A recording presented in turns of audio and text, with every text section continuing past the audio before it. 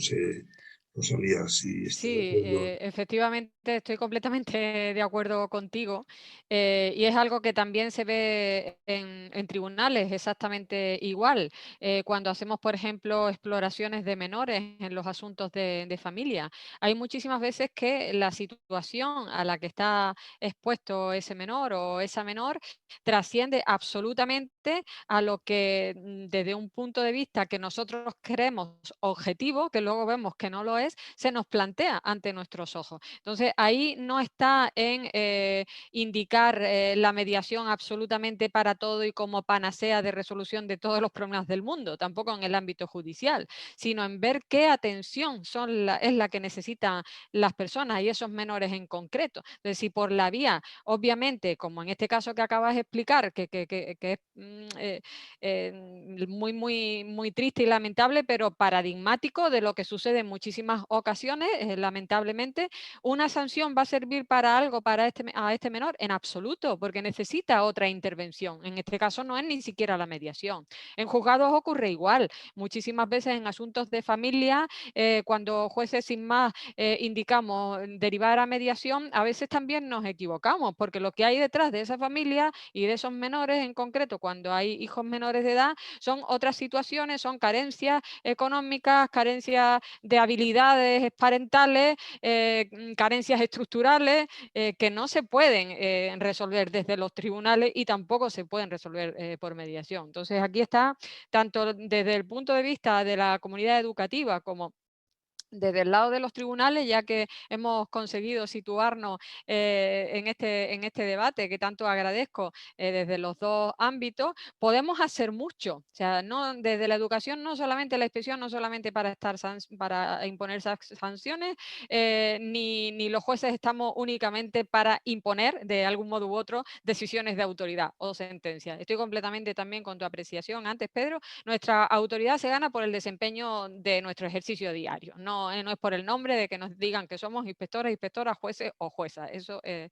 evidente. Así que mi aportación va también en la línea de lo que acabas de exponer. Es más, indicar mediación absolutamente para todo sería un error, porque haría fracasar la finalidad que pretendemos si se deriva mal y se acude incorrectamente a un proceso de mediación cuando lo que se necesita es otra cosa.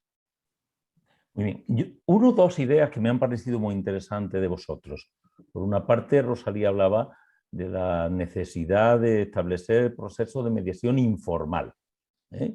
Aquellos casos que estén perfectamente datados y bien diagnosticados, se puede desarrollar un proceso más exhaustivo, pero en líneas generales, esto lo uno con la idea de Pedro de la conveniencia de no regular excesivamente la informalidad y no regular excesivamente porque de lo contrario es imposible abordar la multiplicidad de conflictos que se puede dar. Me gustaría, Rosalía, que profundizara un poquito más en esa... ¿A qué te refieres cuando hablas de una mediación informal?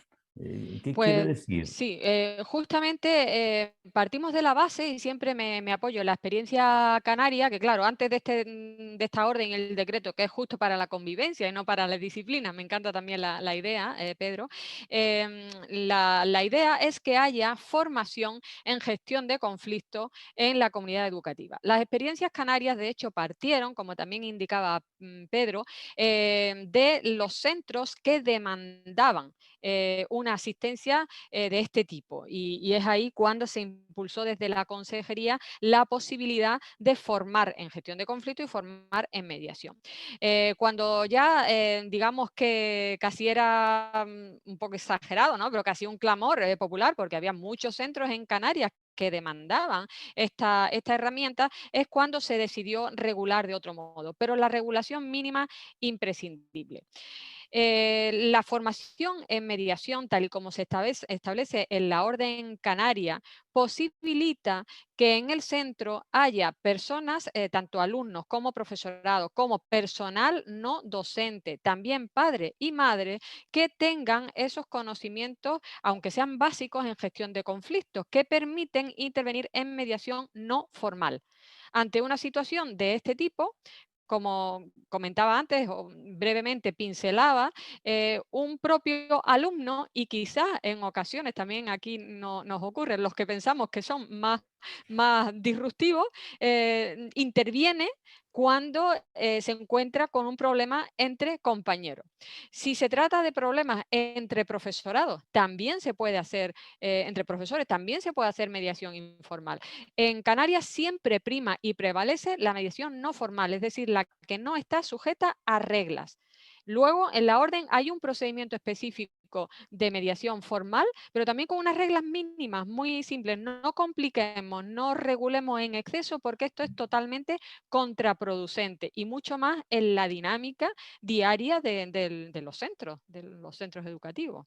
A esto me refería con la mediación formal, es decir, hay una formación en mediación, o más que en mediación, en gestión de conflictos, porque la mediación formal igual técnicamente para los puristas no es mediación, pero da igual si de algún modo se gestiona y se soluciona el conflicto. No sé si Pedro estará de acuerdo conmigo Sí, en esta idea.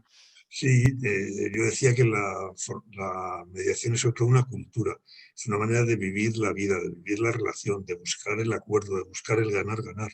El no decir esta es la norma y tienes que cumplirla sin más, sino el preguntar por qué, oye, ¿y qué hay detrás? ¿Qué intereses? ¿A qué responde? Es decir, evidentemente esto te preocupa mucho porque tus emociones son esta y esta, y lo aplicas a toda la vida, o sea, en plan de buscar el acuerdo, de buscar la negociación, no la negociación como proceso, sino el ponerte de acuerdo con la otra persona, respetar sus planteamientos y ver que puede tener parte de razón y que tenemos que buscar una salida en la cual todos ganemos. Yo creo que la actitud es la cultura básica. Y también sirve, que lo veía en la presentación que has hecho, también me ha gustado mucho, cómo contribuye esta formación en gestión de conflictos y la mediación a empoderar a las personas. Es algo de lo que a menudo nos olvidamos, y es en la condición de la asertividad. También ayuda a ser asertivo. No a imponer nuestro punto de vista al otro, pero sí a ser asertivo. Hay muchos alumnos que cuando se forman en mediación y en gestión de conflictos en general, aprenden también a ser asertivos. Muy bien. Bueno, hay participantes que os están felicitando, ¿eh? Me lo digo, no reitero mucho las felicitaciones para no perder tiempo. Rafael nos plantea una cuestión bastante interesante, Rafael Bermudo, un compañero de aquí de Sevilla. Él dice en su pregunta o en su comentario que en muchas ocasiones de la inspección, pero también sería extrapolable a la dirección de los centros, se espera que actúen los conflictos para tomar decisiones y resolverlo inmediatamente como figura de autoridad, más en un proceso de arbitraje que de mediación. Incluso la propia administración a veces pretende utilizarnos, permítaseme el término, que nadie me entienda mal, utilizarnos para resolver los problemas que pueden tener en un determinado centro, tomando nosotros las decisiones y no tanto en procesos de mediación. Esta diferencia entre mediación, arbitraje y esta cuestión que tiene que ver con la percepción de la autoridad me ha parecido muy interesante, por si vosotros queréis comentarlo. Son dos procedimientos distintos y que sirven los dos para gestionar determinados conflictos. En el arbitraje hay un árbitro que escucha a las dos partes y luego dicta un laudo que es de obligado cumplimiento, es decir, esto es así, se va a hacer de esta forma y ahí está. Quizá el ejemplo que todos conozcamos fue un arbitraje que se hizo con los pilotos de Iberia que reclamaban una serie de mejoras salariales y de condiciones de trabajo y tal, que hicieron huelgas y todo eso, y el Ministerio de Trabajo puso, creo que fue Manuel Pimentel, como mediador que dictó ese laudo de obligado cumplimiento. ¿Cuál es el problema del arbitraje? Que es eficaz en determinadas cosas, pero siempre deja, nadie está contento al 100%, en el sentido de que ha dicho esto es así, te doy la razón en esto, pero no te la doy en esto otro y tal. Y puede ser importante. Mientras que la mediación son los protagonistas, son los propios que están viviendo el conflicto. aquellas personas, y son ellos los que buscan la solución que más les interesa, la solución que más les conviene, son ellos los que analizan el problema al que hacen frente, son ellos, en definitiva, los protagonistas de buscar una salida compartida a ese conflicto a través de la palabra, a través de hablar, a través del diálogo, a través de explorar las emociones, los sentimientos y todo esto. Y es mucho más eficaz y es mucho más educativa. Nos interesa también a nosotros es todo eso, que se eduquen los chicos.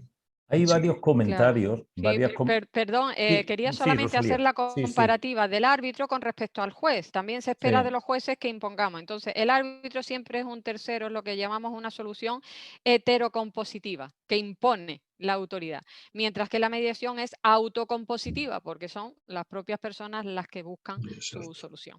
Lo que no quiere decir que en un momento determinado sea necesario imponer la autoridad. Claro, o En incluso caso, directamente. Es que hay situaciones en las que directamente hay que decir esto ni es mediable ni es susceptible de arbitraje u otra vía, o no, directamente a arbitraje o directamente a inspección educativa o a vía por judicial. ejemplo, Es que hay- en la transgresión de una norma, de un principio básico, de un derecho básico. Cuando se vea la transgresión, ahí no cabe Por ejemplo, mediación. yo Cabe, siempre claro, que hay una situación de violencia física o psicológica, no puedes ir a mediación. O sea, efectivamente, claro, tienes que claro, cortarlo de raíz. O sea, de tú te raíz. encuentras una Ahí, situación de violencia y esto no puede ser. Y inmediatamente. me Ahí lo impongo. que sí, sí, lo que ahí sí pueden valer son, que es otra cosa distinta, no confundamos, son las prácticas restaurativas. Porque las Exacto. prácticas restaurativas, con independencia de que se asuma la responsabilidad en el ámbito penal o en el que corresponda, en el disciplinario, también ayudan sobre todo a la persona que ha sido víctima de la situación y ayudan a reparar el daño de otra manera que no lo va a reparar tampoco esa vía disciplinaria o esa vía penal en su caso. Pero esto es otra cosa, no confundamos. Me gusta insistir en ello porque no tiene, aunque están, digamos, en un mismo ámbito de actuación, no es lo mismo una práctica restaurativa en estas situaciones que una mediación. muy bien. Veo que diferenciar estos conceptos y tenerlos claros es fundamental para no mezclarlo todo y pensar que Claro. todo puede valer cuando no todo puede valer. Y así cada uno se sitúa en la figura que tiene que desempeñar y en las responsabilidades con funciones y atribuciones que tiene. El profesor en su lugar, el director o directora en su lugar y la inspectora o el inspector en su lugar. Me parece muy interesante esta diferencia que habéis realizado. Ha habido varios comentarios insistiendo en la necesidad de la formación en competencias profesionales, pero también en destrezas personales para poder mediar, para poder dialogar, para poder escuchar, incluso se ha dicho, la necesidad de saber escuchar en estos procesos. Sobre eso ha habido varias intervenciones. Creo que vosotros lo habéis dejado claro los dos en vuestras intervenciones. Una mínima formación es necesaria y también yo diría que una mínima actitud con C, ¿no? Sí, sí, a ver, la formación es imprescindible.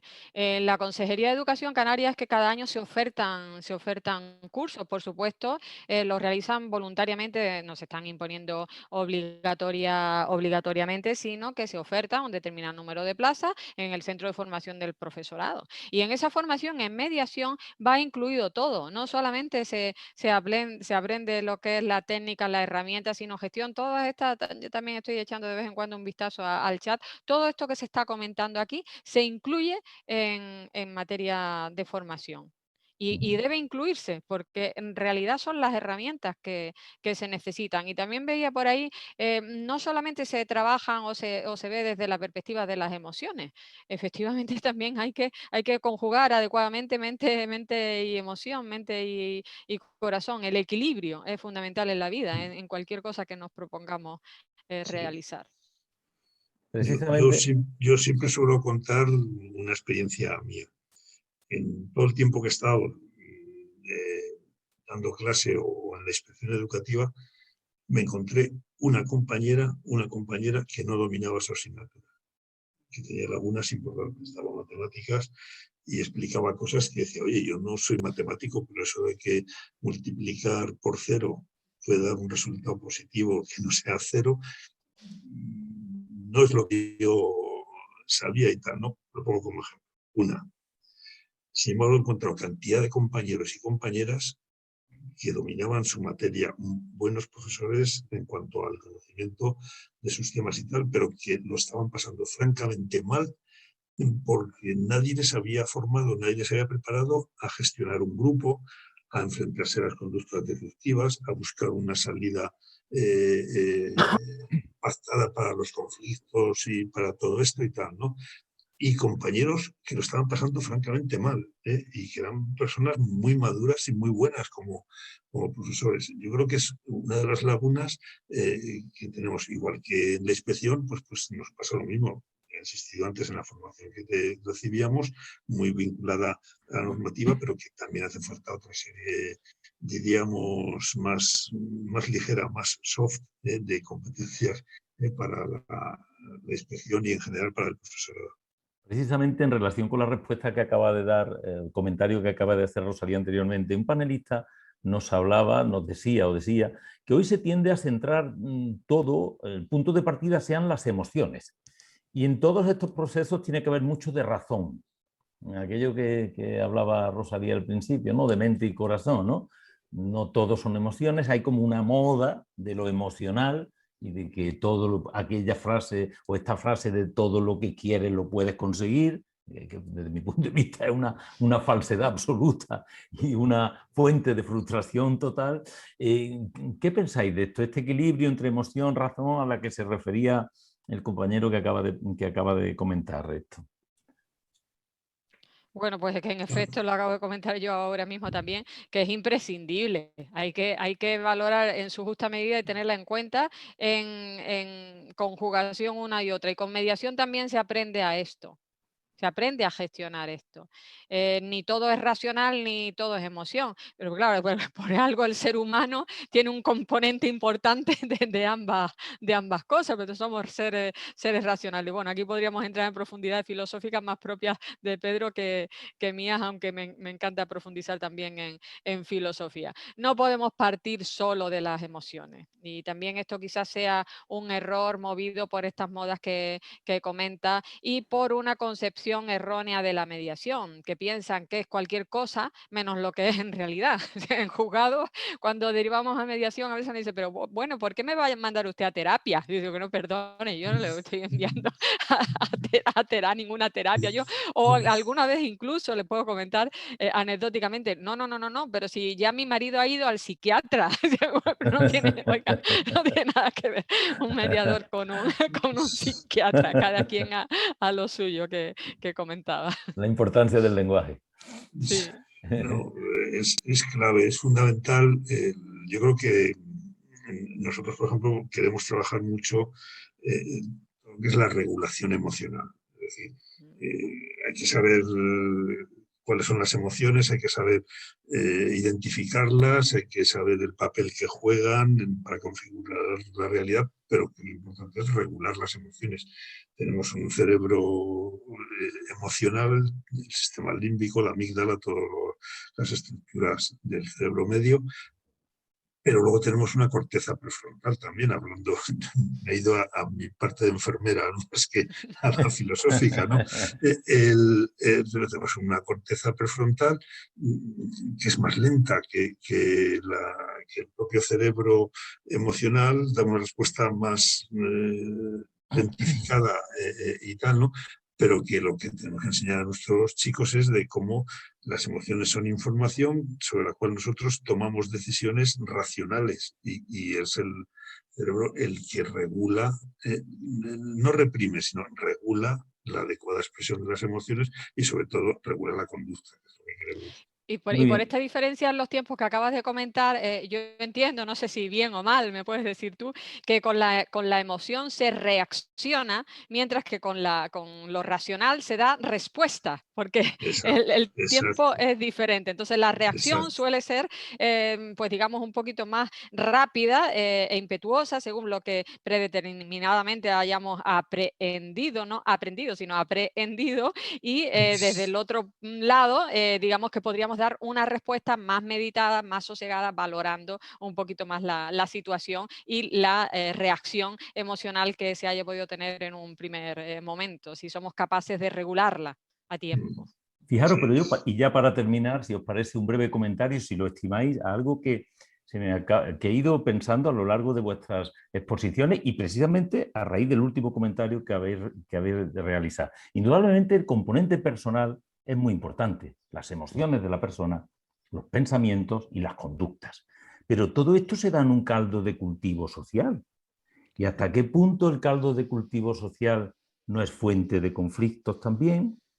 ¿Y hasta qué punto el caldo de cultivo social no puede dificultar los procesos de mediación y cómo intervenir con él? Y en relación con esto, la institución puede ser conflictiva. La propia institución puede generar conflictividad si no se dan unas mínimas premisas en la misma, ¿no? No solo en la persona. Yo creo que el caldo de cultivo social es fundamental también para entender lo que puede estar ocurriendo. En efecto, cuando al principio me refería a la corresponsabilidad, justamente estaba pensando en esto, en el entorno social, en la imagen que se da desde las instituciones, en la responsabilidad que cada uno tenemos con nuestra forma de comportarnos, con nuestra conducta y en no solo la imagen que se da en las instituciones, sino cómo se actúa dentro de las propias instituciones, cómo se interrelacionan los miembros de las propias instituciones. Todo esto trasciende, evidentemente, y los niños y niñas, adolescentes, ustedes lo saben mucho mejor que yo, son esponjas y aprenden más por imitación o por lo que ven que por lo que intentamos inculcarles, que por supuesto, no como en el pasado se decía la letra con sangre entra, sino con nuestro propio ejemplo. Y esto también es fundamental tenerlo en cuenta. No tanto, ahí volvemos a lo mismo, no tanto norma, mucho más ejemplo, pero implica un trabajo que como sociedad tenemos que hacer, que nos debemos a nosotros mismos como sociedad realizar. Si queremos que nuestros niños y niñas crezcan sanamente, se desarrollen sanamente en todos los ámbitos de su vida y sean personas como les estamos quizás exigiendo o demandando de una manera que no es la misma que ellos están, por otro lado, viendo en el entorno que les rodea. Lo que has planteado complementando lo anterior, lo has planteado antes, José María, me parece que es un problema y que no tiene que ver con la mediación, pero muchas veces podemos caer en lo que podemos llamar psicologismo. Es decir, no es una actitud, no solamente cambia tu actitud y cambiará todo. No, mire usted, hay problemas muy reales. Si yo no tengo para comer, no me pida usted que cambie de actitud porque es que tengo que comer, sea como sea. Y yo creo que en la educación, la cultura de la paz, por ejemplo, nosotros hablamos mucho de la paz negativa y la paz positiva. La paz negativa es que no hay violencia física aparente, pero la paz positiva es que hemos eliminado la violencia estructural, la violencia cultural, la violencia que está por debajo, que que siguen asesinando a mujeres, como están pasando y está sucediendo. Porque la violencia estructural presente en la sociedad, en la economía, en la organización social, en la propia legislación, etcétera, sigue estando ahí. Y la violencia cultural de los pensamientos que tenemos hacia la mujer, la percepción hacia la mujer y todo esto pues sigue estando ahí. Por tanto, cuando trabajamos la mediación, estamos trabajando por la cultura de la paz, pero una cultura de paz positiva que intenta descubrir y eliminar todos los factores de violencia que están ahí. Muy bien, pues yo creo que vuestras dos últimas intervenciones son un perfecto colofón de dos grandes ponentes a los que hemos tenido la suerte de tener esta tarde con nosotros por esta vía digital, pero bueno, que no quita la importancia de la presencia también intensa. Yo creo que hemos hablado de mediación, pero en el fondo hemos estado hablando de cultura del diálogo y hemos estado hablando de democracia de la que estamos muy necesitados. En el fondo yo creo que hemos estado hablando de eso, de democracia y de la necesidad de intensificar los procesos de democracia y de participación. Muy agradecidos por vuestras intervenciones, creo que han sido de un nivel, el que esperábamos, de un nivel de máxima calidad. Espero que nuestros participantes, los numerosos participantes que hemos tenido en la webinar, hayan disfrutado como yo lo he hecho. Yo he pasado una tarde estupenda con vosotros, he disfrutado, me lo he pasado bien, aprendiendo de vosotros, y nuestro deseo para que vuestra vida sea muy satisfactoria y podáis seguir enseñando todo lo que sabéis. Si queréis despediros, pues doy la palabra a los dos, ya que estamos en el tiempo exacto de finalización de la webinar. Hemos cumplido los tiempos perfectamente gracias a vuestra disciplina. Reiterar el agradecimiento y la disponibilidad. Yo de estos temas y más con compañeros de inspección y con el profesorado en general, siempre que pueda aportar y aprender yo también algo, porque habéis planteado y en la ponencia de Rosalía me llevo muchas cosas. O sea que encantado y a vuestra disposición. Muchas gracias, Pedro. Igualmente, mis palabras son de inmenso agradecimiento. Como inicié el webinar, encantada de este intercambio que ha habido. Desde luego me llevo mucho, aprendo mucho y disponible para cuanto os pueda ser útil y así lo consideréis. Muchísimas gracias.